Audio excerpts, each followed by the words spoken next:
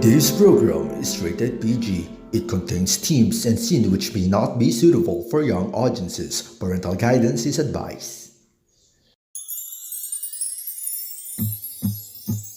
Open our minds for a nation, know our culture through imagination. Let us grab some inspiration, literature from the past generation. Literacultura. Literacultura, literacultura, literacultura.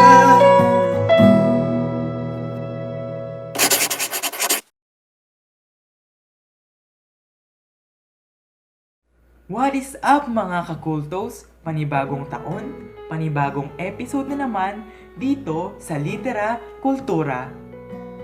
Gusto mo yon? Gusto ko yun! At alam niyo na ba yung team? Meron akong bagong co-host.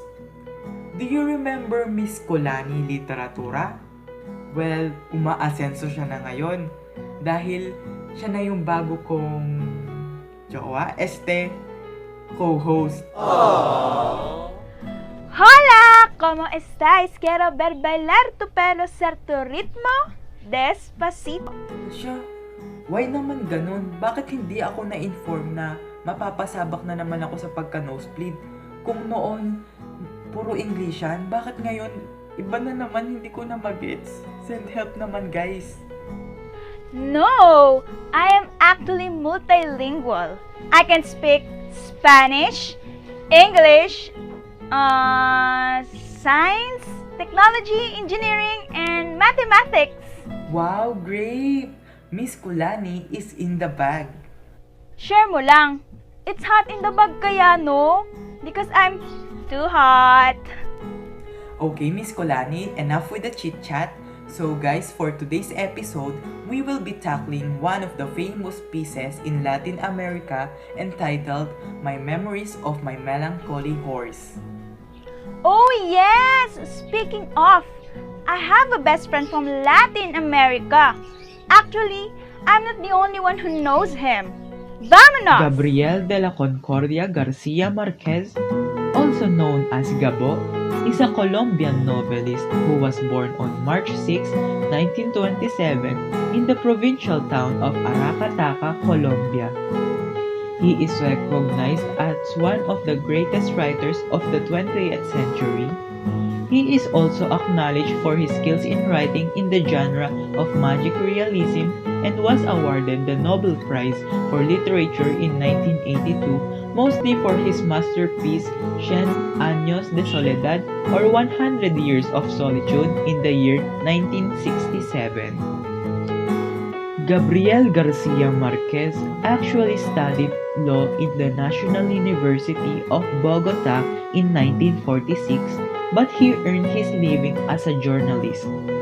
In the 1950s, Garcia Marquez expanded his education and read several of American literature in some French translation. In the late 1950s and early 1960s, he worked in Bogota, Colombia, then in New York City for Prensa Latina. His works are said to be related with wars, politics, love, madness, dreams, and death. His works are also mostly in the setting of Colombia, and medieval and modern are kind of put together and somehow show the difference between the two. It is said that his maternal grandparents have an influence in his writing as he used to hear stories from them. His grandfather, who was a veteran of the War of 1,000 Days, told him stories about war, which differed from the stories of his grandmother, which were likely to be about magic, fantasy, and folktales. Some of his works are El Amori en los Tiempos de la Cólera or Love in the Time of Cholera, Crónica de una Muerte Amicada or Chronicles of the Death Foretold, del amor y otros demonios, or of love and other demons. El coronel no tiene quien le escriba, or no one writes to the colonel. And lastly, his masterpiece, Memoria de mis putas tristes, or in English translation, Memories of my melancholy whore. Direk, pa-drum roll naman po, please. Okay guys, mga kakulto, please welcome Senyor Marquez, the author of my Memories of my melancholy whore. Hola a todos, I am Gabriel García Márquez. I am from Colombia in Latin America. I am an author and I wrote the Novelia, which is the Memoria de mis putas tristes, or in English, Memory of my melancholy horse. So, BFF Marquez, would you tell us about the story that you have written? It is about a journalist that is turning 90, and since he is already old enough, he wants to be with a girl in one night, and but that girl has something to do with his life, and eventually something went so different from that. Of course, the settings is in Colombia, and I wrote it in first person point of view. Senyor, I heard po na it's very controversial po yung story niyo po. I heard it's very controversial po. Why po? Maybe the people are just focusing on what they see rather than digging deeply. Okay, you mentioned a while ago that the story rotates with the male character, knowing that female characters are dominant in the story. Can you tell us why? Actually, reality is reflected into that. My readers can have their different perspective about it. What do you think will be the significance of your literary piece to the world? Share us your thoughts naman, anak. Char. All what I can say is that there's always someone who has a sufficient freedom, but still there's someone who is lack of freedom. Oh, nice, BFF! So the story boils down to freedom? Does the characters have something to do with it? Absolutely. Any one of them has something to do with it. Actually, I am with the cast of the upcoming film adaptation. Wow, great! Okay, so prepare the red carpet, please. I am Christian Kasupanan, and my role for the film is Sabio, a journalist that turns 90, and from that, he is looking for a desire of a young girl. Since he is not old enough and he is just few, he wanted to make the most out of his life and enjoy his freedom as a bachelor. I do appreciate my role as Rosa Cabarcas because if it wasn't for this role, I would not have a job. Just kidding, just kidding. Rosa Cabarcas is the reason why Sabio met Delgadina. I guess she has the free will to help Sabio find Delgadina once again, and specifically to help Sabio know his purpose in life. So, Delgadina as a character is a lovely and a caring girl. She does everything for her family, and I was shocked in the first place when the director called me for this role, knowing that Delgadina, based from the novel, that she had been through a lot of unexpected instances and her freedom was disregarded just because of the fact that someone took an advantage of her weakness. I will be playing the role of Damiana. Damiana was the housekeeper of Sabio, but one day Sabio forced himself on Damiana, and he made an agreement that he will increase her salary in exchange for indulging his sexual needs. My role did not really have the freedom to choose throughout the story. The point of view on Damiana wasn't really shown much, nor her emotions. My role, in a way, reflects on how often women's bodies are portrayed as something that can be obtained and how often we are objectified. My role is Jimena.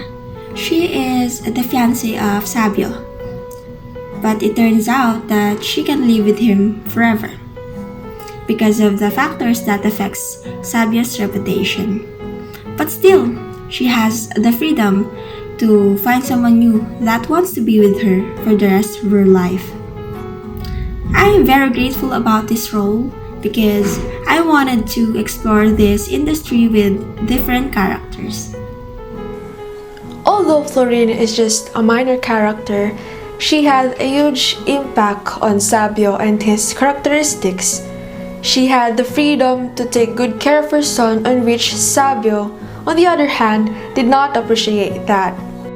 Would you like to say something about the upcoming movie adaptation? What you read in the book is actually what you're going to see in the film. Sana wag magalit si Senyor sa itatanong ko, guys. Okay, Senyor, what should we look forward to your upcoming movie despite the vulgar title that is Memories of My Melancholy Whore, or in Latin term that is Memoria de mis put tristes? As what they always say, don't judge the book by its cover. Wow, great! I have learned a lot to Latin America's culture, especially with the help of Senor Marquez, the literary piece of him entitled Memories of My Melancholy Horse. Yes, yes, yes, yes! Para bailar la bamba se necesita una poca de gracia. Thank you! Next! First of all, I would like to congratulate our dear guest for today's episode! Grabe, wala akong masabi! I also learned a lot to your travel and the piece you guys featured for us! Parang gusto ko na lang tuloy maging Latina! Wait, Sir Natoy, are you there? So, loud and clear po ba ako, Miss Kulani? Loud and clear po ba ako, Miss Kulani? Yes, I can hear you. Go ahead. Okay, so thank you po. So, sa literary piece ni Senyor Marquez, grabe, ang dami kong natutunan sa kanya dahil napakayaman pala ng Latin America sa kultura. Despite the vulgar title, grabe ang deep ng meaning niya pala. Sir, may I butt in? Yes, miss, you may butt Okay. in. My mind moves sa story eh. Nag-accelerate na from point A to B and boosh! Ganon kalakas, sir! Yes! Maraming salamat sa iyong pagsagot, Binibining Kulani. Binibigyan kita ng 5 puntos para sa iyong sagot. So guys, that ends our episode for today. I hope you learned something today. If you guys have any suggestions, please feel free to post it on our official Facebook page, LITERACOOLTURA. And please share us your thoughts na rin, mga kakulto. Once again, mga kakultos, always remember that social distancing is the kind of consideration where two personalities are not combined. Thank you! Muchas gracias! See you sa next episode! This program would like to thank the following sponsors. Mema Plus Gold, lamang ang may gold memories. Lola Romedhors, lakas tama para sa lamig. Hanabishi Appliances, life made herself uneasy. Koji-san Kudasai Shippuden, no more secrets, dedebayo. Malaska, wala pa rin tatalo sa Malaska. BDO Junction, we found ways.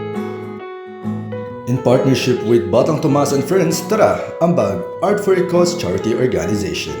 Region 3 peer facilitators empowering the youth, creating leaders and championing health. And Senior High School Department of Don Honor Ventura State University, Soar High, Senior High.